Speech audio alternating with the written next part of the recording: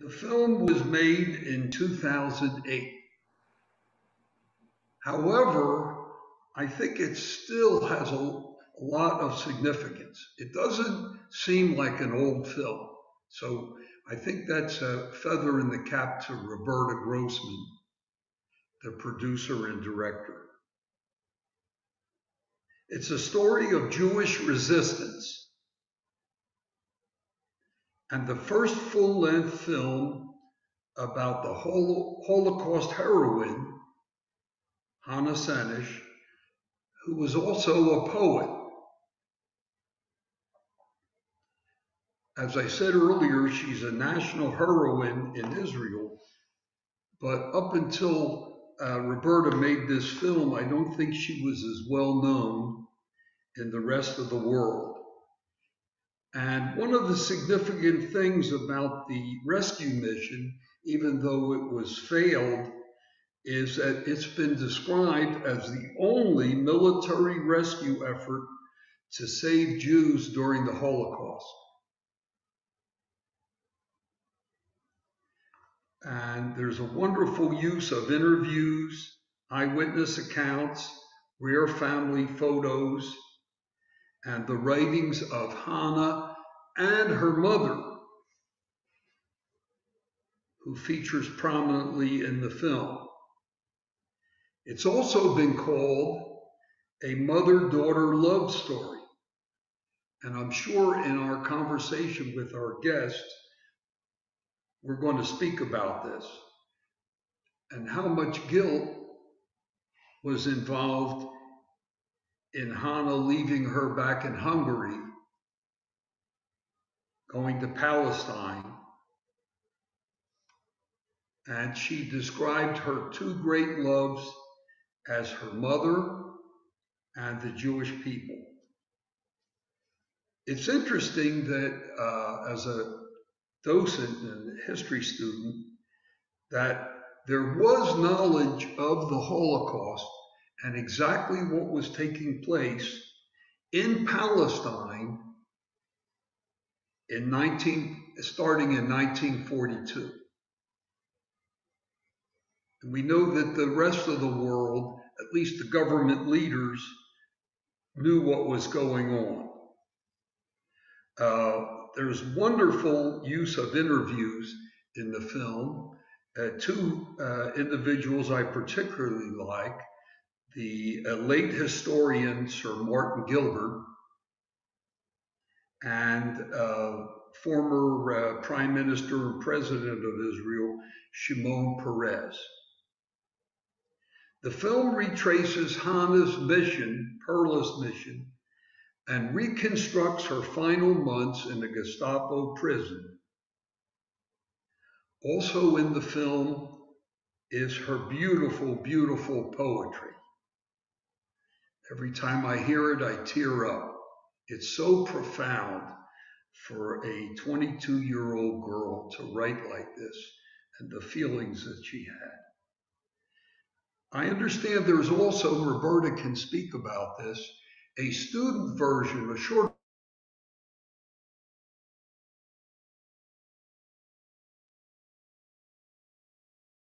online from Facing History and Ourselves. Very detailed study guide for students. Let me say something for a minute about the historical context before I introduce our two speakers. The last large Jewish community left in Europe by 1944 were the Jews of Hungary. In 1942 and 1943, most of the Jews of Europe were murdered. The Nazis did a very efficient job in their diabolical plan. And by 1944, the only large Jewish community, which I believe was about 800,000 Jews, was still alive in Hungary. And the Hungarian government, although they were allies of the Nazis, I think it's fair to say they were not keen on turning over the Jews to the Nazis because the Russians were already coming in from the east. The war was lost. This is something I talk about on my tours. You would think the war is lost, the Nazis would concentrate on fighting, not on murdering Jews. Just the opposite. Their efforts went to murdering as many Jews as they could before the war was over. Our two distinguished guests are Roberta Grossman, who's a producer and director, a very well-known and wonderful producer and director. Some of you may be familiar with some of her more recent films. One of them about the Warsaw Ghetto archives, or Who Will Write Our Story? And the other one about the birth of the Israeli Air Force, called Above and Beyond. And both of those have been shown locally here. They're wonderful, wonderful films. Our other guest, honored guest, is Alyssa Sampson, who's a visiting lecturer in the Jewish Studies at Cornell University. And Alyssa describes herself as an urban geographer. We're going to let Alyssa explain that to us later, I hope. So without further ado, let me introduce Roberta Grossman and Alyssa Sampson. Let's start out with the questions.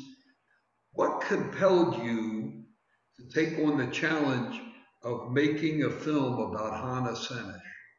I read Hannah Senesh's diary, like probably many of you here did. I read it when I was in junior high, and I was felt very compelled by Hannah and by her story, by her writing, by her passions and her commitments to Judaism and Zionism, and her struggles as a young person to become a person in the world.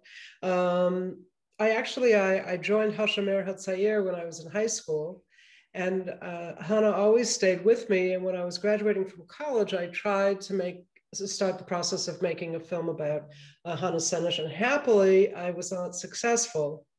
And the reason I say happily is because by the time I finally got to making the film and was able to marshal the resources and had the experience to take on such an ambitious project and raise the money and convince people to trust me with their precious hard-earned dollars. I was a mother at that time, and I was closer in age to Hannah's mother, Catherine, than I was to Hannah. And when I reread Catherine Senesh's very brief memoir, or really writing description of her daughter's life that was published in the diary, I realized that Catherine Senesh and her memoir and her memories were the way to tell the story. And I think that for those of you who have seen the film, perhaps you would agree with me that I think it made for a much more compelling point of view. A mother who's grieving the loss of her brilliant and headstrong daughter and trying to understand her is much more compelling than, I think it would make for a more layered film than the hagiographic film I may have made when I was younger. Why do you think Hannah volunteered to parachute behind enemy lines into Nazi-held territory? I think that she really had a very strong sense of, if not me, who, if not now, when. And she felt called to do it. She felt honored to be asked. And she was young. She wasn't hugely happy on the kibbutz. She wasn't entangled by any kind of romantic relationship. She was free to go. And she wanted to do whatever she could to help. And I think underscoring that and making that very intense for her was the fact that her mother was left behind. She had left her mother behind in Budapest. And she really, really wanted to get to Hungary to try to do whatever she could to help her mother. If you were to shoot the film again, this is a question that has been sent in, what would you do differently? I don't know that I would do anything different in the shooting. I might do something different in the editing. And we talked about it a little bit in the pre-game conversation, is that I cut out some passages of Hannah's diary that were in the film in certain cuts that I think show more of her introspection and self-doubt. I think I may have crafted her character as being more headstrong and less retrospective than she actually was. And I think it would have helped us love her more if we had seen a little bit more of her self-doubt. So I regret cutting out some of the diary passages, one or two, that I did cut out for length in the film. One thing that impressed me tremendously when I first saw the film was the footage.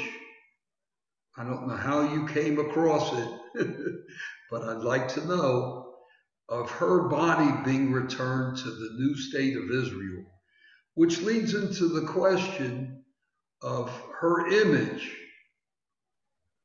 in Israel. And I believe she's been described as an Israeli Joan of Arc. In terms of the footage, I don't remember which archive that came from, but when you're making a historical film, you have to turn over every rock looking for images, photographs, and footage. And as you saw, Stephen, that the film opens and closes with that footage of her being brought back to Israel. And her mother is standing there, on the dock as the body is being lifted down by a crane. And that's where her narration, her memory of Hannah in the film starts. And I thought that the combining those two things, that image and of the body being, of the casket being lowered off from this huge ship, Catherine standing on the port waiting basically to receive the body, and Catherine's and Catherine's very stoic in the images, but her internal dialogue, essentially remembering Hannah and struggling with what happened, was a powerful combination, at least for me. And Hannah's image, well, I'm sure that many of you know that Israel had a hard time. Let me start over that. Israel, after the war and after what was the full tragedy of the Holocaust was understood in Israel, and all of its complexity and the fullness of it, the genocidal nature of what happened, the genocide, and that so many people found out that they had lost their mothers and their fathers and their brothers and their sisters and their friends and cousins and aunts and uncles, those who had made Aliyah before the war. There was sort of a very intense reaction. And I think this had started earlier with the Zionist youth movements against anything that smacked of the diaspora. They were in the process of trying to build a new Jew. And the new Jew was strong, was not sitting in the cheder studying. The new Jew, or writing, or creating an archive, or writing poetry. The new Jew was tilling the fields and fighting and defending, the Jewish nation. So Hannah fit very well with that. In part, there was guilt, though there probably shouldn't have been, about what the Yishuv could have done to rescue Jews. So the fact to hold up a rescue mission was helpful. And also because Hannah was so active, she took, she was involved in a military mission. She parachuted out of a plane. She connected with partisans in the forest. So it would fit in with the heroic military stance that was being held up in Israel at the time. What is there about Hannah that you most admire? The strength of her convictions, it's not like, hey, I think this is a good idea and you should do it. whether that was going to Israel, on the eve of the war, or, jumping out of a plane. She was really passionate about what she believed in. Living with someone like that might become tiresome, but I think she would have gotten a little bit mellower as she got older. But she really had the strength of her convictions, and she was really intelligent, very sensitive, and I think very sweet. Can you describe one thing that was universal that you learned from the film? Senesh's story shows us what an individual can do in the face of unbearable odds. Hope is a relatively rare commodity in looking at insurmountable problems. And Senesh wrote, "There's nothing so evil that a ray of light can't seep through," but her nephew qualified that. Eitan Senesh said, "Hannah Senesh exemplifies the Jewish, indeed the universal virtue of taking personal responsibility for general suffering." So we have a story that is both universal and particular. It's particular to the biography of this person, their sacrifices, their feeling of embodying Jewish renewal and stepping up to a calling. But we also have something quite universal. What do you do in the face of evil? I think, what did Hannah say? There's no darkness that a candle can illuminate a single candle can illuminate the darkness. That is very hopeful, and I think that is very important to hold on to, especially now. I mean, or maybe all the time, but now feels a little challenging. I think the universal in the film is the mother-daughter relationship. I saw an article because I'm an avid reader of the Jerusalem Post, and there was an article months ago about the archives of the Senesh family being donated to the National Library of Israel. Apparently, it's just recently that the Senesh family was convinced to donate the archives. And what are in, I believe, Roberta, you had access to these archives? Yeah, I did. I'm so thrilled that Eitan and his brother David decided to move the archive to the National Library, where I think it will be very well preserved, digitized, made accessible to the public, and also take the burden of the legacy off of the hands of Eitan and his brother David. I mean, they will always be representatives of the Senesh family, and their children will as well. But that sort of day-to-day managing of the archive, I think it was time for them to pass that on. And when I first started making the film, I went to Israel to meet with Eitan, and he took me. We met at his apartment in Haifa, and he took me into a room that was like a big closet. It wasn't a room; it was a closet. It was a large closet. It was like a walk-in closet, and there, from floor to ceiling on shelves, were shoeboxes filled with photographs from the Senesh family, because they were photo bugs in the 30s. I mean, it was kind of unusual, but they were, well off, upper middle class, cultured Hungarian family. And Hannah always had a camera around her neck, and she was documenting her life in photographs as well as in her diaries. And her brother took pictures. So they're a very well documented family. And Hannah continued to take photographs when she got to Israel. They're priceless. And but they were just these like shoe boxes, unlogged, uncatalogued, just not preserved really in any specific way, just in shoe boxes, as well as Hannah's diaries and her camera and her typewriter. And there was furniture from Catherine Senesh's apartment in Budapest, and it was just like It was amazing. I just could not believe the amount of photographs there were, and letters, family letters. So I'm thrilled that the National Library of Israel is now the guardian of that material. And I'm just going to add something, because I do work with archives professionally. It's very hard for people to let go of a familial legacy. And part of it's emotional, part of it is the notion that we're all mortal, which is never an easy one to fully encounter. But part of it is also the question of who's the heir to the story. Mm-hmm. And with Hannah Senesh, that's a really open question, in part because archives, we make a public claim on them when we have a public life, but that's not necessarily something that's super evident or intuitively obvious to the people involved in maintaining those archives over the years, especially since archives today have real financial value.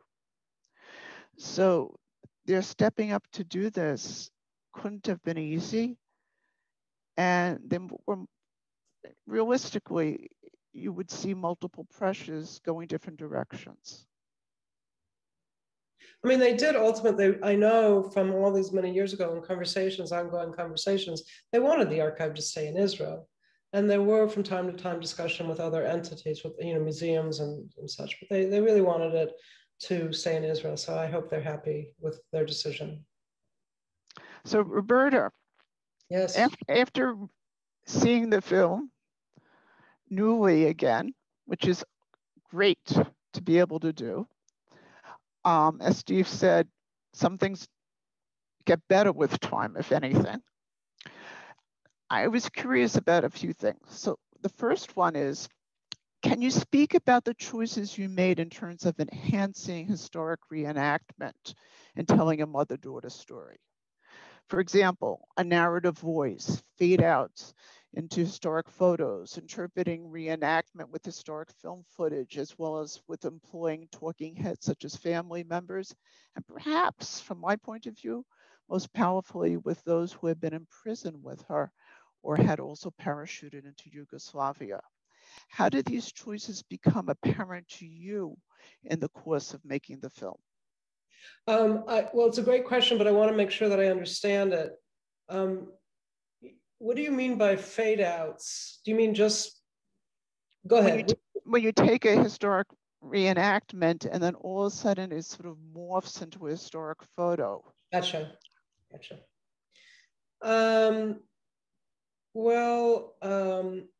This is something that's been evolving for me. This idea of how to bring it's just always a question of how do you bring the past to life? And what are the boundaries and where do you cross over from fact to fiction and all that? So I guess the first thing I believe is that documentary filmmakers are filmmakers. And I haven't found anywhere a law where it's written that documentary filmmakers don't get to use all the tools in the filmmaker's toolbox. However, in order for a film to feel like a documentary, there has to be a feeling of authenticity, and the audience has to trust that you are dealing in well-verified facts. And I think that the way that I've landed on to do this is whenever I use any kind of dramatization, you called it a reenactment, I always try to do it in a very transparent way, so that there's no sense from the audience that the filmmaker is trying to fool me. No, the filmmaker is showing you very clearly what is going on, and hopefully there's an added level of enjoyment of just the craft of it, or the technique, or the art, or hopefully the artistry of it. So, for example, in terms of being transparent, I thought that going from a photograph, and as I was just saying, there were these tremendous photographs, so that's the base, how it started. But to go from, for example, a photograph of Hannah picking an orange on a kibbutz to somebody who I cast to be Hannah Senesh in reenactments or dramatizations, and it's a very fluid, because we shot the reenactment very carefully to match the photograph, or the other way around, going from a reenactment to a photograph, so the final frames of the reenactment match very closely the photograph. It's something I've worked out with my cinematographer, Diana Taylor, and production designer. That's a way to say, look, this is the real thing, and I'm recreating it as faithfully as I can. I went further with Who Will Write Our History and having full-on scenes. I mean, Who Will Write Our History, I would think of as more of a hybrid film, a hybrid between a feature and a dramatic feature and a documentary. And my goal in both Who Will Write Our History and Blessed in the Match was to give the film the emotional content and pull and engagement for an audience of a dramatic feature, and to give it the gravitas of a documentary with archival footage and scholars and all that. And that's sort of what I've been going for, is to meld those two worlds in what I hope is more than the sum of its parts, right? It's more powerful than a feature and more powerful than a documentary, that somehow the best of both worlds are there to bring you into these sometimes very, very difficult stories. Thank you. It's a very interesting answer. And having seen Sam Cassow in your latest film, I can see the difference in approach between the two very easily. Mm-hmm. And historians are notoriously hard to depict in film. Right. Well, so how do you make a film about a historian creating an archive in secret, right? But yet it is a very dramatic story. And we have, in the case of Who Will Write Our History, we have the footage that was taken by the Nazis and the propaganda units in the ghetto, but we don't have very much. We have like 70 photos that survived in the Onyx Shabbos archive. We don't really have anything from a Jewish point of view. So I was creating it, right? And I used the Nazi footage in a way that I'm very comfortable with, when it's just sort of like showing the reality. I just use it. I would use any other stock footage that's accurate to the time. It's the same people in the same place, and it's accurate. But when it's overtly propagandistic, for example, showing a woman carrying a bundle, walking over a dead person without paying any attention to the dead person, you think, oh, how heartless the Jews are. And then you see take 2 and take 3 and take 4, and the woman becoming more and more terrified. So footage like that, I actually put lower thirds that say Nazi propaganda footage. So I think it's all about being careful and thoughtful about the choices and being transparent about them. And contextualizing them for the viewer, so there's less ambiguity when you don't want that ambiguity. Right. Here's another question for you then. While stories travel, there can be linguistic and cultural impediments to their crossing borders. For instance, when you made the film, Hannah Senesh was a known heroine in Israel, but not particularly well known in North America. So what sort of audience were you anticipating in 2008? And did anything surprise you in that regard once the film was released? Well, I always feel, and I'm very happy to have Jewish audiences as the core audience that I'm speaking to. These are our stories. And I had hoped that the film would make its way around the country and around the world in the Jewish film festivals, and indeed it did. And people who attended those screenings were very moved by the film, which was very gratifying. My first audience was, of course, the Senesh family, and I was very gratified when they were pleased with the film. And then Jewish audiences. And then, of course, you want to go beyond, because you want Hannah to be known, you want our stories to be known beyond, the ghetto, right? The Jewish ghetto. And I don't know if anything surprised me, but I have to say I was disappointed that the film didn't cross over the way I had hoped it would. For example, Blessed is the Match, The Life and Death of Hannah Senesh. That was the last time I submitted one of my films on a Jewish subject to a mainstream Jewish film festival, because I was so angry and I guess hurt and just mad that not a single mainstream film festival took that film. And I'm sorry, it's a very good film, I think. And so after that, I decided to go where the love is and open my films at Jewish film festivals and do the Jewish film festival circuit exclusively. And I did that all the way up till 2018, when I co-directed a film about Gloria Allred, and that was, that was a Netflix original, and it went to Sundance, which was the thrill of a lifetime. I just don't know why none of the other films have, so it was a really a bitter lesson. And that's one of the reasons why I've decided at this point in my life to try to support Jewish filmmakers by launching something called Jewish Story Partners. Maybe some of you saw press about it a couple of weeks ago. It's a foundation that's going to raise money for and give grants to filmmakers wishing to tell a Jewish story. And that in part comes out of my experience of struggling with this. That makes eminent sense. And I know people who are interested in theater, and there's a Jewish playwriting fund, which does much the same thing because of the issues of crossing over and being able to take newer writers and being able to give them support and sustenance and feedback for their work.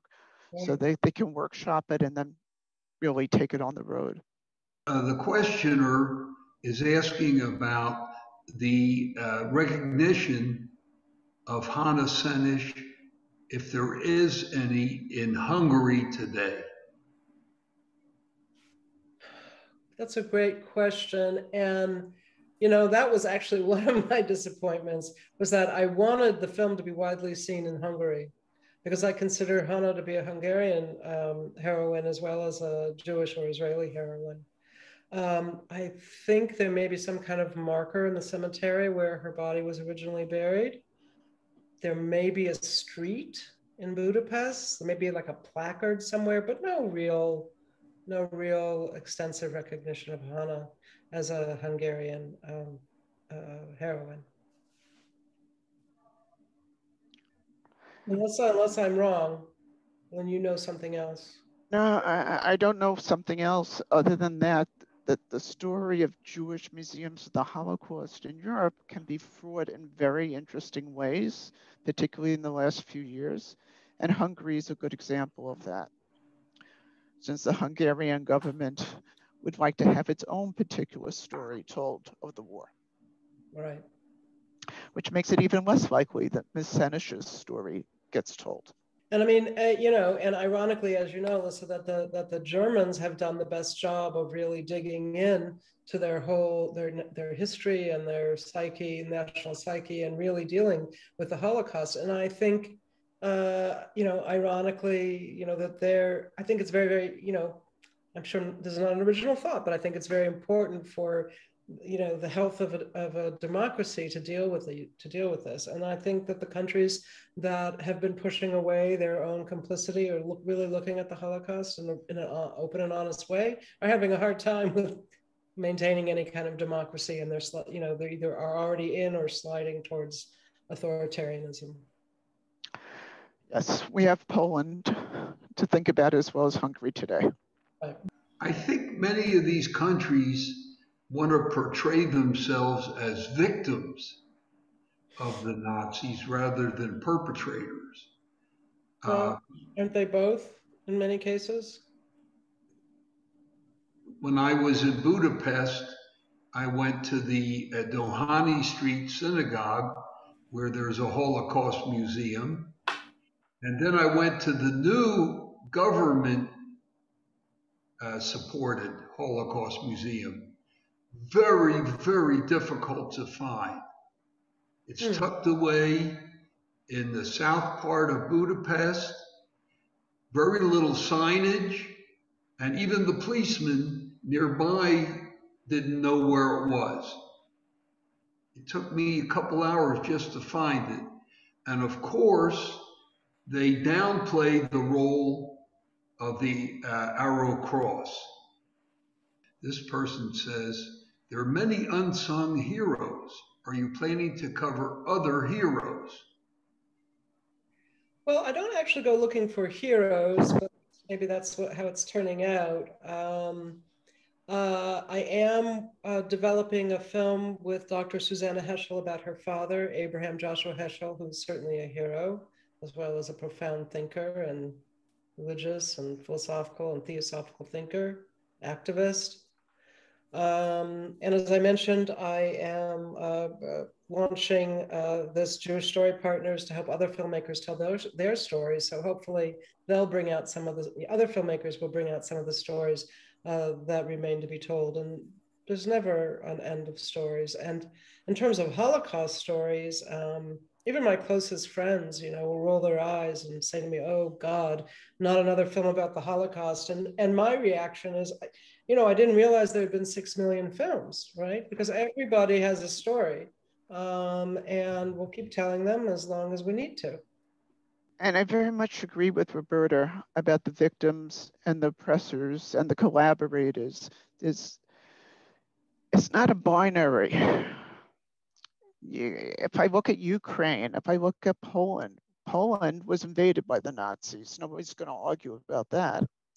And nobody's going to argue about the number of Polish Catholics who were killed in the war or were sent to camps, both concentration and labor camps, as well as into Germany itself to work as slaves. So the fact that these narratives are competitive narratives of victimhood is not very surprising. What is surprising to some, but I don't think most of the people here in this audience, is that they've ratcheted up and they become the basis for a type of authoritarian politics that is nationalistic and has less space for those who are not seen to have blood ties to the nation state. That's a very perilous sort of position, and it's one that we see much today, and not exclusively in Central and Eastern Europe or the Balkans. Can either of you talk about how well known her poetry is? And, has it been translated into other languages? Alyssa, this is for you. It's well translated, and if you look at liturgical books as well as history texts, you will find her poems there. But I think of something we might call collective memory, which is sort of like a version of popular memory, but its reference are known to pretty much everyone in the culture. And in part, Senesh's poetry hits that very high threshold, not least because a lot of it was put into music. And anything that has song, it doesn't matter whether it's a Torah chant or a poem, sticks with you differently. It's a different sensory experience. So generations have grown up with his songs, whether or not they know Hannah Senesh when they're 6 years old. Right, especially in Israel, where Eli, Eli, which was put to music beautifully, is played every Yom HaShoah. It is like the official song of Yom HaShoah, or unofficial song of Yom HaShoah. Someone asked whether or what was the hardest choice you had to make at any stage of the production of this film? I think the hardest choice is always what to leave out, because a life is very complicated. A life led, in the context of the Holocaust and of the emergence of the State of Israel, of this complex mission, is very, very, could be very, very lengthy, right? If you really did a good job, it could be, a 10-hour series, or a thorough job, let's say. So whenever you make a film, films have very little real estate, right? If you want people to remain engaged, you have 90 minutes for a feature film. Maybe some films go up to 2 hours, but I always find that I fall asleep at 5 minutes before it's over. They're just too long. So the hardest part is what to leave out. And in this particular case, one of the huge things that was left out was the whole issue of Katzner and the Katzner trial.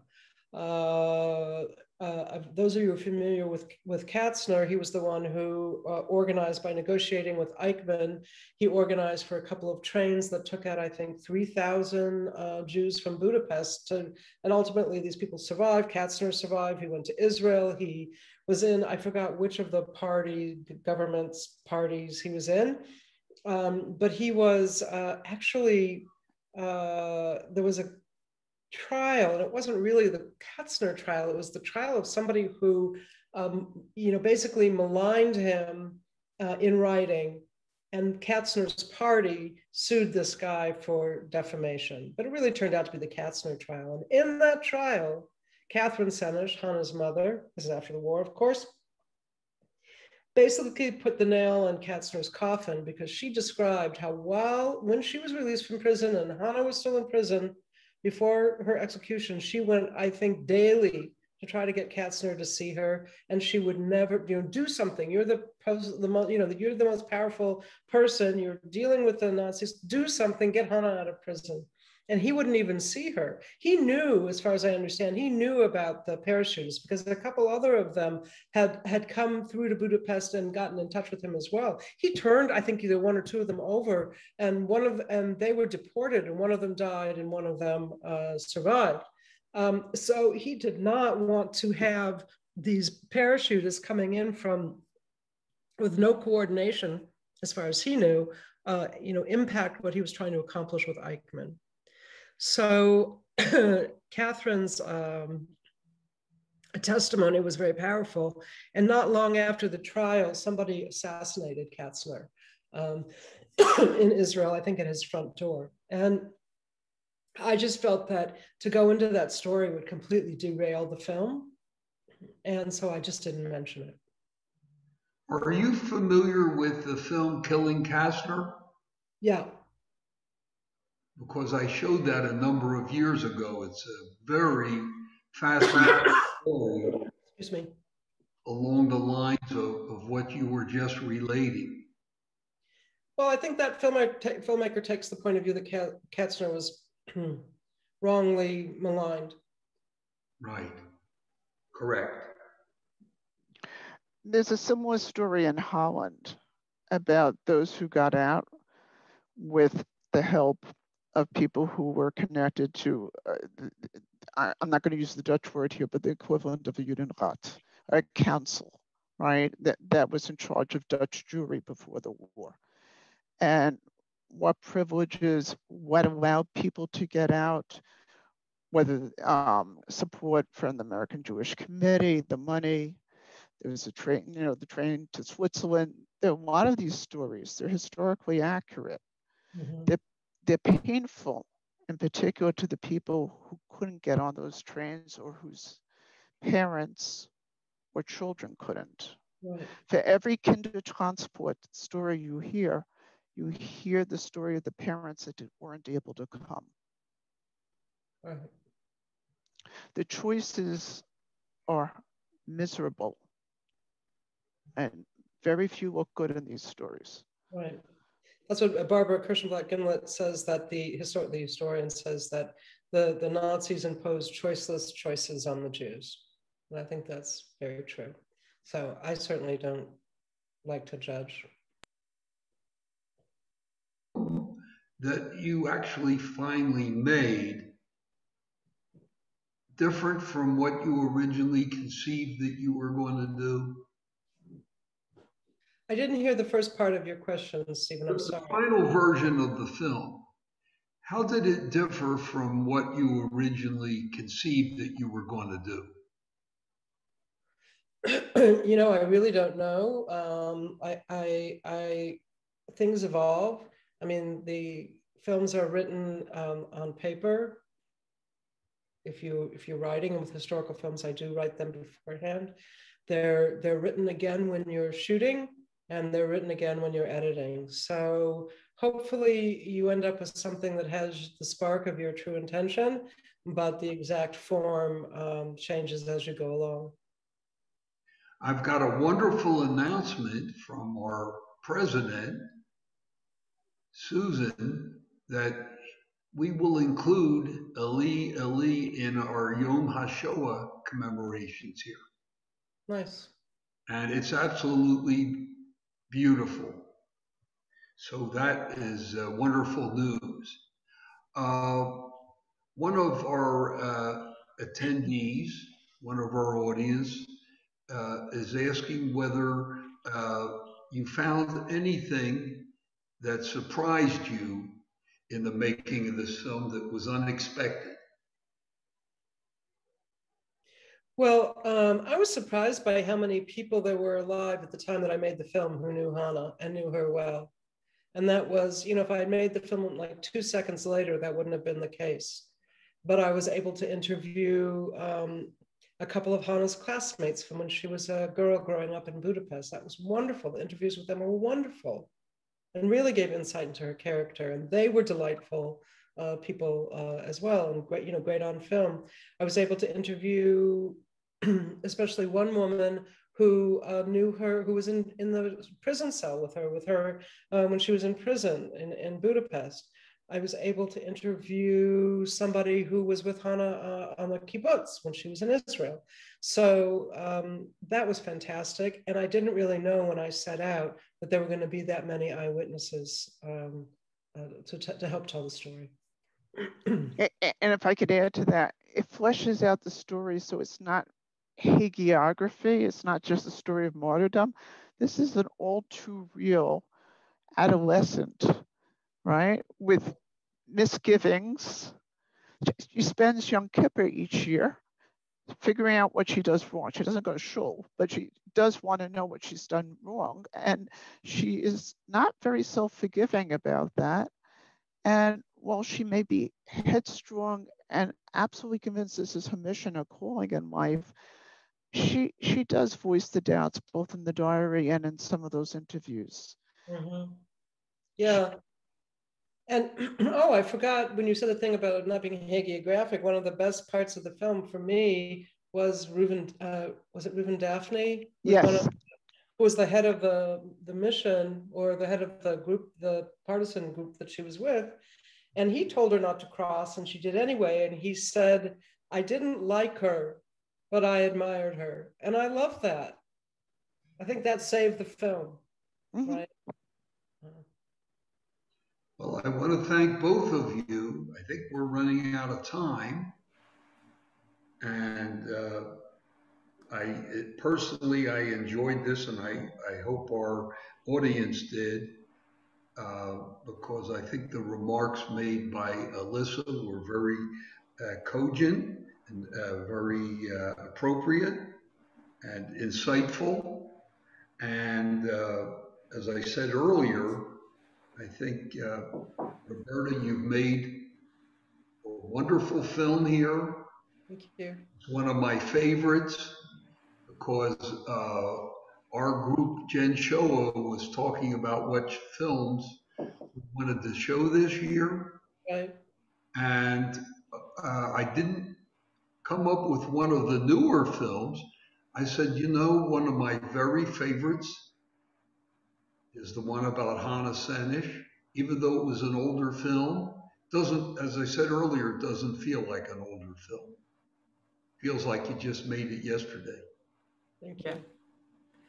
Thank you, all of you. Thank you, Steve, Alyssa, Roberta. This has been a terrific presentation.